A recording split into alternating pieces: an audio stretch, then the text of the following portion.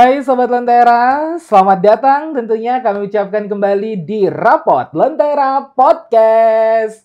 Tentunya seperti biasa, saya Adnan Setiawan akan membahas satu hal yang cukup menarik untuk dibahas. Pastinya seperti itu ya. Dan kali ini tema kita adalah kenapa bisa terjadi. Apakah yang terjadi kira-kira? Nah, tentunya ketika kita berbicara atau mendengar kata pondok pesantren, pastinya yang terpikirkan di pikiran kita adalah satu lingkungan yang agamis, pendidikan yang luar biasa, kebersamaan seperti itu. Namun di dalam kebersamaan ini terkadang melahirkan suatu kejadian-kejadian yang cukup mengejutkan, cukup mengagetkan dan rata-rata setiap orang tidak ingin sebetulnya hal itu terjadi begitu ya. Tapi ya mau bagaimana lagi, sudah terjadi ya biarkanlah gitu ya. Sekarang waktunya kita mendengarkan saja bagaimana sih cerita. Apa sih kira-kira yang terjadi ini? Nah, sebetulnya kalau berbicara soal pelecehan seksual, bukan hanya di tempat-tempat umum, bukan hanya di tempat-tempat yang mungkin bisa mengundang syahwat saja ya bisa terjadi, tapi di pondok pesantren pun juga bisa terjadi walaupun persentasenya sangat kecil sekali. Nah, sudah hadir di sebelah kanan saya kali ini seseorang yang mungkin akan menceritakan pengalamannya ketika berada di pondok pesantren dan mengalami kejadian pelecehan seksual tersebut. Langsung saja saya sapa, ini ada Mas Sam. Hai Mas Sam, apa kabar? Alhamdulillah baik. Alhamdulillah baik ya. Oke, dari alhamdulillahnya udah kelihatan anak pesantren banget ini ya. Dari alhamdulillahnya udah kelihatan banget nih Sobat Lentera ya. Oke, Mas Sam, bisa diceritain nggak sih awal mulanya kepingin mondok itu? Itu orang tua kah? Atau mungkin ajakan teman-teman kah? Atau memang kemauan diri sendiri? Gimana ya? Hmm. Kalau jelasin keinginan mondok, sebenarnya kalau keinginan dari diri pribadi itu pasti ada ya. Hmm. Ada karena dulu kalau alasan kenapa pengen mondok itu pengen mandiri. Oke. Ya meskipun sudah kecemplung di pondok, ya mandiri dan mandiri semuanya, nyuci sendiri, makan sendiri dan semuanya sendiri. Tapi dari itu ya alhamdulillah ya bisa menjadi pribadi yang lebih baik mungkin, dan juga berkat dukungan dan support juga dari orang tua, makanya juga bisa mondok seperti itu. Awalnya ketika masuk pertama kali ke pondok, itu ada rasa takut kah? Atau mungkin ketika masuk pertama kali ke pondok, wah ini dunia aku seneng banget gitu? Atau gimana perasaannya ketika masuk atau menginjakan kaki pertama kali di pondok? Ya pastinya malu ya Mas, Malu? canggung Why mungkin. malu? Kenapa?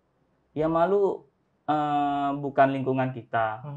Maksudnya kita sebagai orang yang baru beradaptasi di lingkungan, yang pastinya di situ kita harus bisa beradaptasi, bisa survive mencari teman gitu. Dan pastinya di pondok tersebut juga saya tidak memiliki satu sanak family di sana itu. Jadi kan memang harus mulai Pure dari sendiri awal. gitu ya? Ya seperti itu. Oke. Terus langsung aja nih to the point kita ke pembahasan kita pada kali ini. Awal mulanya tuh bisa terjadi yang namanya pelecehan seksual itu di usia berapa atau di kelas berapa pada saat itu? To the point gitu ya. Oh iya dong, langsung ditembak gitu aja. Kalau dari pengalaman pribadi ya, jadi berbicara perihal pelecehan seksual, kalau pada pengalaman saya, waktu masih santri baru. Oh itu santri baru berarti Oh ya? bukan, maksudnya kita dari santri baru itu sebenarnya belum tahu hal seperti itu. Jadi Oke. bagi santri-santri baru yang belum mondok ataupun calon santri baru, kan pastinya kan masih awam lah, masih agak tabu lah seperti itu. Dan juga kebanyakan malah mereka itu nggak tahu kalau ada hal semacam itu. Lah kemudian mungkin lambat laun setelah 1 tahun mondok, 1,5 tahun, dan pas kejadian itu memang saya waktu duduk di kelas 2 SMP. Kalau di pondok itu MTS, 2 MTS. 2 MTS, berarti sekitar usia 13-14 tahun ya? Ya, kira-kira seperti itu. Itu kejadiannya seperti apa sih, Mas?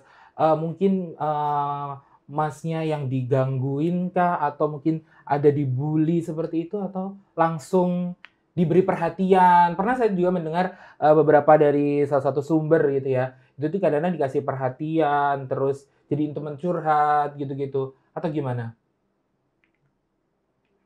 Iya, sebenarnya benar apa yang disampaikan Masnya barusan. Jadi bagaimana hal itu terjadi memang karena faktor satu ya, mungkin karena udah ada rasa nyaman. Rasa nyaman dari, kalau saya pribadi waktu itu mengalami di mana hal itu terjadi, saya sebagai korban itu menjadi di waktu itu kelas 2 MTS, sedangkan dari pelakunya ataupun kakak kelas saya itu. Oh, kakak kelas itu berarti? Iya. Oke. Kakak kelas Sobat Lentera, bukan teman seangkatan berarti? Bukan. Oke. Itu kamarnya gimana sih? Bentar. Maksudnya gini, kamarnya itu kenapa bisa sampai terjadi di kamar kah atau terjadi di luar kamar? Kamar pondok. Kalau itu bukan di kamar pondok, bukan di kamar santri sih. Di mana? Jadi kalau di tempat saya itu ada, kalau yang udah kakak kelas itu pada waktu itu kelas berapa ya? Kelas 1 MA, kelas 1 SMA. Jadi kalau 1 SMA itu sudah mempunyai tanggung jawab di mana itu bisa menjadi ketua dan bisa menempati salah satu kantor dari kelompok pondok. Oke, berarti bisa mengawasi secara tidak langsung, bisa mengawasi adik-adiknya yang di bawah ya? Bukan, jadi bukan kejadiannya bukan di tempat apa ya, bukan di asrama. Jadi dari salah satu kantor, di mana kantor itu sebagai pusat berkumpulnya biasanya anggota-anggota satu kelompok. Lah, dan di malam hari biasanya memang dijadikan tempat tidur bagi pengurus ataupun ketua-ketuanya seperti itu. Pada saat itu Mas Sam diajak ke situ gitu? Kebetulan seperti itu. Oke. Berulang kah atau sekali kejadiannya?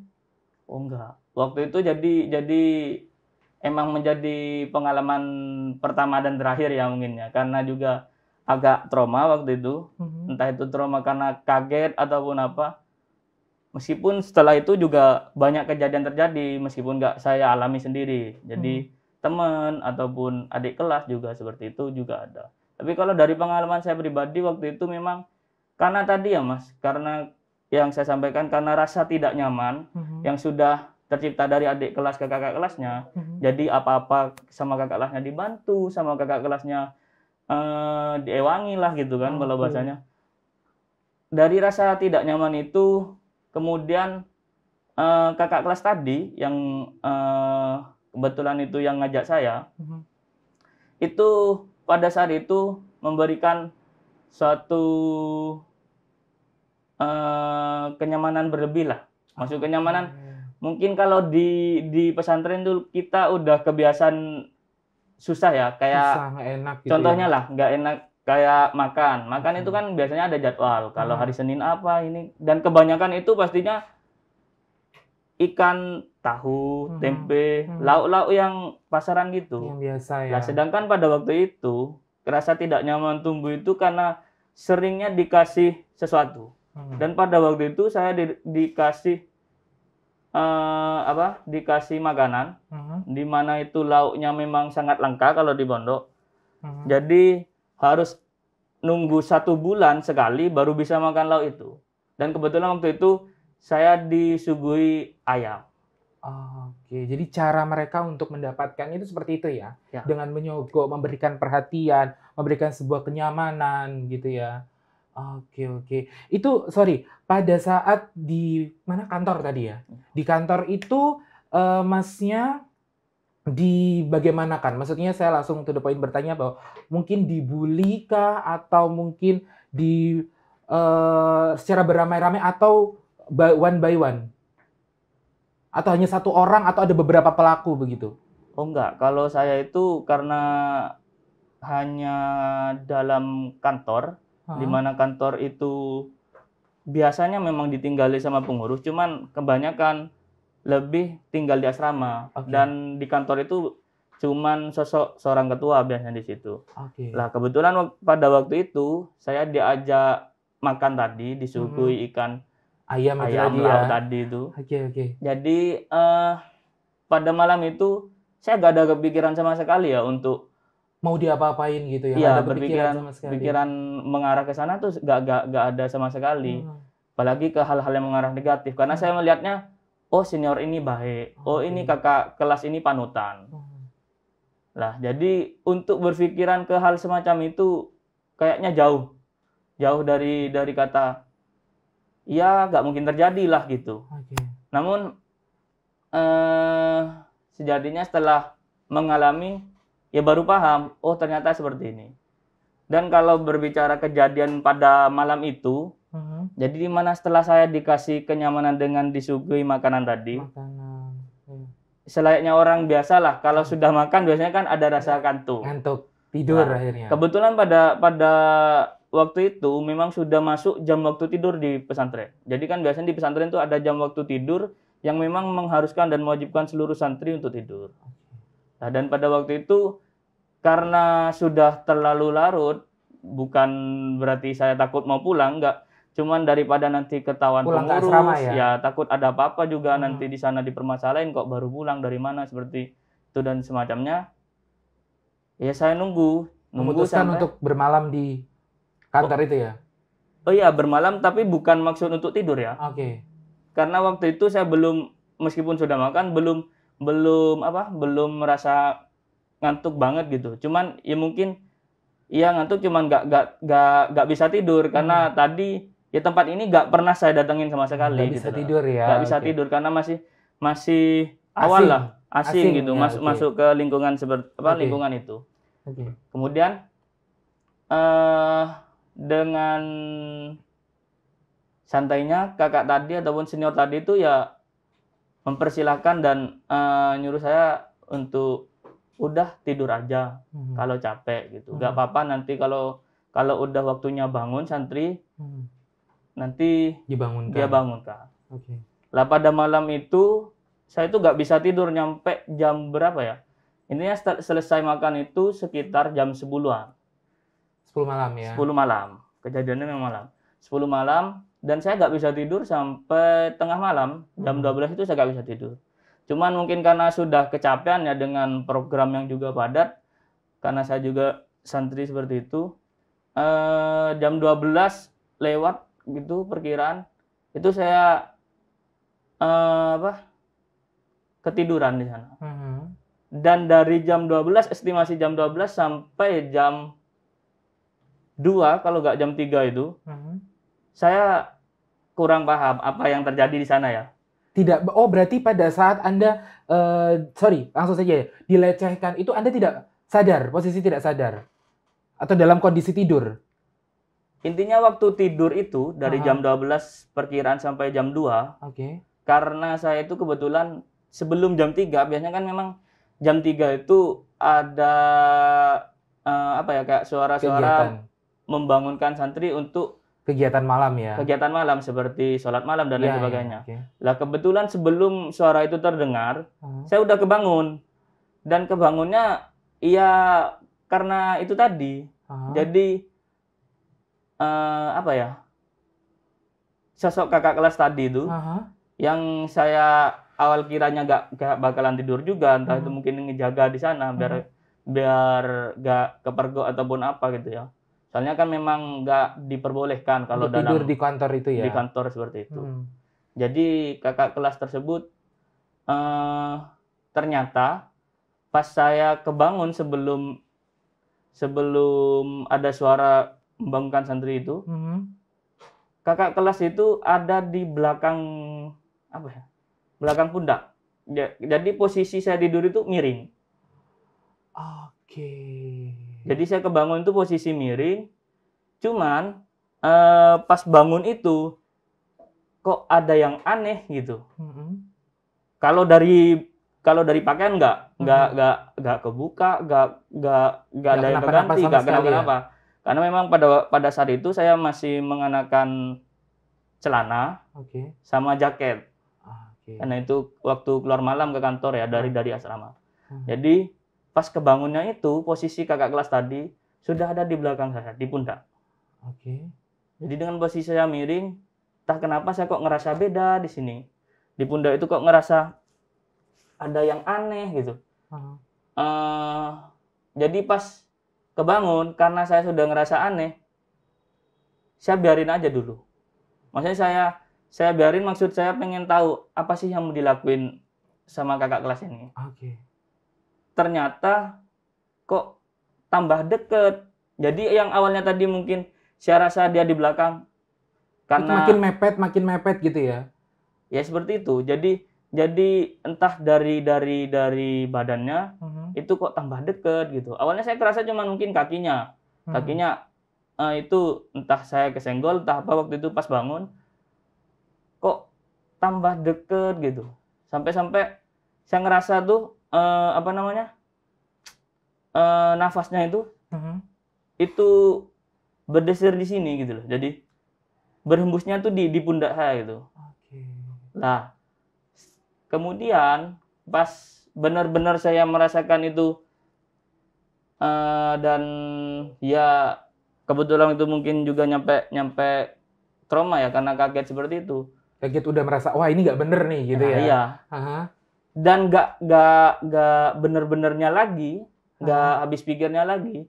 Setelah sudah makin dekat, ternyata sini basah.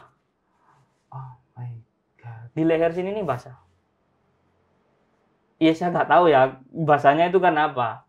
Karena saya juga waktu bangun itu juga masih nggak langsung kepikiran langsung wah gitu seperti itu. Cuman tidak tahu pasti basahnya itu kenapa, tidak tahu pasti ya.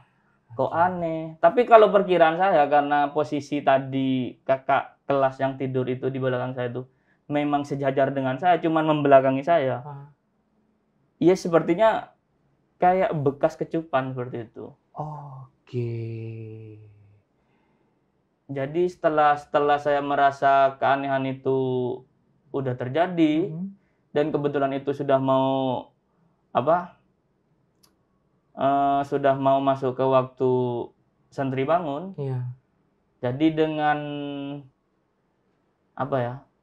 dengan bingung juga, saya nggak paham juga mau ngapain. Bingung, takut, pasti posisi pada saat itu yang mungkin saya juga bisa sedikit membayangkan, bingung, takut, terus mau ngapain gitu, nggak tahu gitu ya. Ya pastilah Mas. Apalagi kan kejadian baru pertama kalinya gitu ya. Pertama kali dan nggak mau diulangi lagi lah seperti itu. Saya kemudian kalau langsung bangun emang nggak kepikiran tadi, karena takut nanti malah entah saya dipukul ataupun apa. Cuman pas saya ngerasa tadi udah basah sini, udah pikiran kemana-mana. Senior yang tadi di belakang saya itu, gimana sih kalau orang tidur itu? Kayak apa? Gerak gitu loh. Iya, waktu tidur saya sosok gerak gitu, saya pura-pura gerak biar yang di senior di belakang saya ini pindah gitu. Dan awalnya nggak ini, maksudnya mungkin dia ngira saya senior tadi ngira mungkin wah ini masih tidur gitu. Masih tidur ya. Terus dia sudah merasakan biasa. Ya. Jadi karena nggak gerak-gerak juga, saya agak kencengin. Agak kencengin biar maksud tadi biar ngejauh gitu. Biar dia pindah gitu ya. Dan alhamdulillahnya usaha-usaha tadi juga berhasil gitu, membuahkan hasil. Senior tadi yang tidur di belakang saya tiba-tiba udah gak ada gitu. Saya pas gerak-gerak gini dan saya pas noleh ke belakang udah gak ada. Cuman masih posisi tidur. Dia masih posisi tidur. Entah mungkin dia ngerasa, wah ini bangun. Udah terasa ketahuan. Iya, ketahuan mungkin seperti itu. Kemudian dari itu, setelah saya ngerasa orangnya masih tidur, pura-pura tidur ya. Masnya tadi, kakak kelas saya tadi itu masih tidur. saya langsung beranjak bangun. Bangun terus lari ke asrama kah atau? Enggak langsung lari. Karena waktu itu saya juga kebetulan waktu itu sebelum saya bermalam di sana, jadi waktu itu saya sempat belajar malam sama teman-teman. Jadi masih bawa buku dan lain sebagainya. Ya. Jadi dari saya bangun barusan, saya ambil kemas-kemas apa yang saya bawa tadi, kemudian saya langsung tinggalkan. Namun sebelum saya tinggalkan, saya perhatikan dulu siapa tadi, kakak kelas saya tadi yang pura-pura tidur lah. Saya lihat dan juga sempat mikir kok bisa ya gitu. Sempat ada perasaan pengen marah atau pengen negur kah pada saat itu? Ya pastilah. Tapi tidak Anda lakukan? Nggak dilakukan, iya enggak. Karena jadi, takut? Iya, nggak berani juga. Namanya juga kakak kelas gitu. Jadi kalau takut, entah saya yang salah, entah apa. Karena kalau bicara bukti, nggak ada bukti ya. Gitu. Nggak ada CCTV kan, kalau di luaran kan bisa dilihat dari rekaman CCTV, entah dari apa gitu. Kalau itu kan enggak gitu. Nggak ada rekam jejaknya sama sekali. Jadi ya sudah, setelah kejadian itu ya udah cukup tahu lah gitu ceritanya. Ya dan udah gak ini lagi gitu. Udah gak ngedekat lagi. Oke. Kalau boleh tahu, pada saat kejadian itu mungkin paginya kah atau sorenya atau pada saat itu juga mungkin subuh atau mungkin ketika melakukan kegiatan malam di pondok pesantren, rasa trauma sebesar apa yang Anda rasakan pada saat itu? Pasca kejadian. Trauma, iya trauma banget sih. Apalagi ya tadi disampaikan kan ini pengalaman pertama ya. Dan nggak mau lagi lah untuk mengalami hal semacam ini gitu. Jadi gimana nggak trauma kalau sudah kejadiannya seperti itu, yang awalnya nggak disangka akan terjadi hal seperti itu dan semacamnya lah. Karena namanya masih kelas 2 SMP tadi ya. Masih polos-polosnya. Masih newbie ibaratnya ya. Oke. Iya. Besoknya ketemu lagi dengan kakak senior itu? Ya sempat ketemu. Jadi pasca kejadian itu, setelah kejadian. First time ketika pasca kejadian, lalu Anda bertemu dengan orang yang melakukan pelecehan seksual kepada Anda tadi, apa yang dia tampilkan? Wajahnya seperti apa? Ekspresinya ketika bertemu Anda pertama kali pasca kejadian? Iya, wajah-wajah tanpa dosa gitu, Mas. Jadi ya kayak seakan-akan tidak terjadi apa-apa gitu. Nah, seperti itu. Saya juga, kok kayak gini gitu. Nggak ada iktikatkah mungkin dia minta bilang maaf. Ya minta maaf ataupun apa gitu.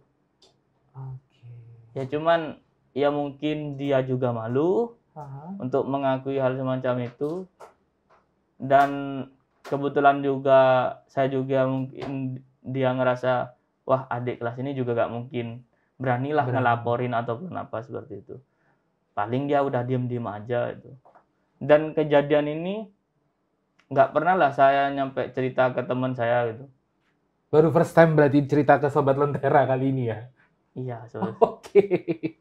Berarti Sobat Lentera ini spesial banget ya cerita dari Mas Sam. Pada kali ini tentunya di-share ke kita, bukan untuk menakut-nakuti Anda yang ingin masuk ke pondok pesantren atau mungkin Anda yang akan memasukkan anaknya ke pesantren. Ini hanya 1 mungkin banding 1000 ya kejadian seperti ini. Jadi sebenarnya tidak perlu takut karena ini hanya oknum sebetulnya. Oknum yang memang tidak bertanggung jawab di dalam pesantren itu tersebut gitu ya. Tapi sebetulnya kalau isi dari pondok pesantren sendiri adalah tetap kembali kepada fitrahnya ya, memang pendidikan dan juga lingkungan yang begitu agamis gitu. Sempet nggak sih Mas pada saat itu ingin melaporkan ke orang tua atau mungkin sekalian lapor deh ke polisi gitu, pernah nggak ada pikiran seperti itu?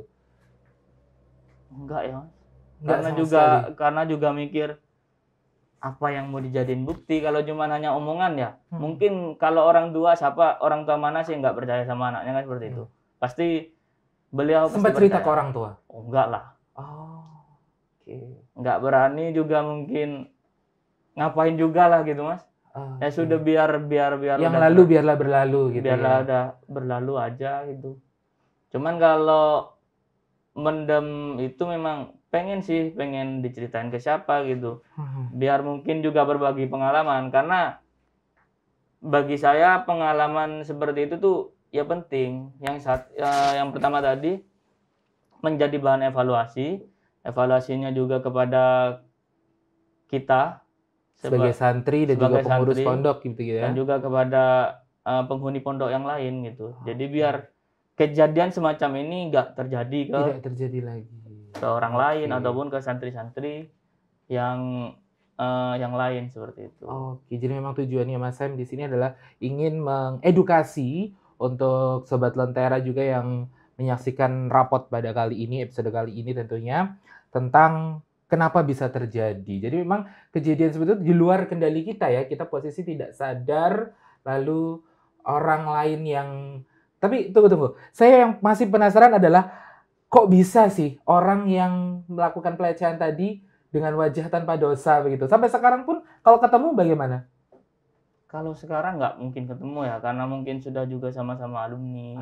Dia juga kakak tingkat 3 tahun ya. Jadi sulit kalau mau ketemu. Ya kalau mungkin ketemu ya takdir mungkin ya. Kalau bisa nyampe ketemu. Cuma ketemu ya udah. Andai kata betul takdirnya memang ketemu. Apa yang mau Mas Sam lakukan? Negur kah? Ya pastinya nggak mungkin nikah kan seperti itu. Ya mungkin ya cuman ya tegur sapa aja. Tegur sapa tanpa membahas kejadian itu. Nggak usah, nggak perlu lah bagi saya. Dan kalau dilihat dari ininya juga udah berubah gitu. Apanya yang berubah? Ya fisik. Bukan, jadi udah berubah kebiasaan yang di pondok seperti itu mungkin. Jadi karena udah keluar dari pondok, udah gak seperti itu. Track recordnya mungkin pernah dengar dia punya pasangan kah sekarang? Sepertinya iya ya, karena juga lebih tua dari saya berapa tahun, masa belum berpasangan gitu. Jadi mungkin kayaknya sudah berkeluarga lah gitu. Pasca kejadian pada saat itu bertemu pertama kali dia seakan-akan tidak ada apa-apa, tapi sempat ngobrol-ngobrol lagi kah, sharing-sharing lagi, atau mungkin dia memberikan perhatian yang sama seperti awal sebelum dia melakukan kejadian itu? Kalau perhatian yang sama enggak, maksudnya enggak ngajak gini, enggak ngajak tidak seintens sebelumnya. Ya. Jadi tapi kalau untuk ngobrol perihal nanya-nanya gimana kegiatan ini kegiatan itu ya biasa, jadi kayak biasa aja gitu. Cuman kalau untuk perhatian ayo deh ikut ke sini udah nggak ada. Padahal sebelumnya seperti itu ya.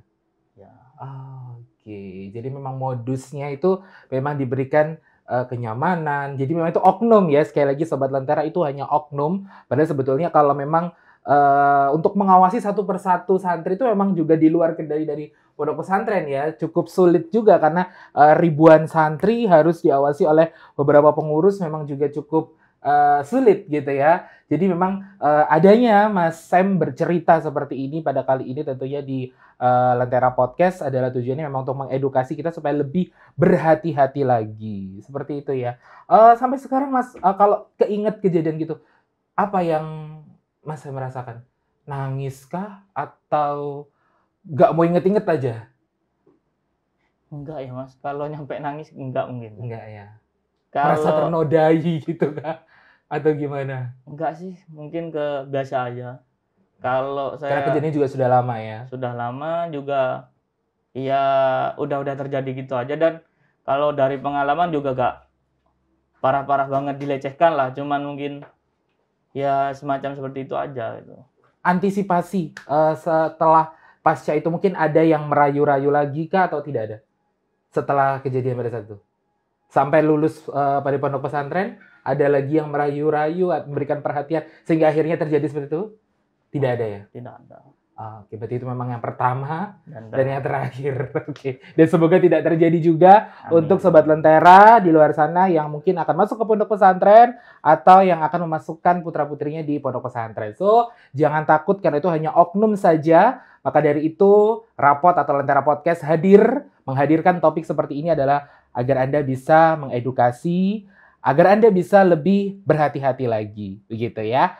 Oke, Sobat Lentera, itu tadi sekelumit atau sedikit cerita dari Mas Sam tentang pelecehan seksual yang ada di pondok pesantren. Semoga tidak terjadi kepada Anda dan semoga kita semua selalu dilindungi oleh Tuhan Yang Maha Esa. Mas Sam, terima kasih sudah mau berbagi cerita. Sama-sama. Sobat Lentera, kalau Anda punya pendapat apapun, langsung saja share komen Anda di bawah ini. Dan next time kita mau bahas apa lagi, boleh juga nih Anda request di bawah ini. Terima kasih, saya Adnan Setiawan. Bye-bye.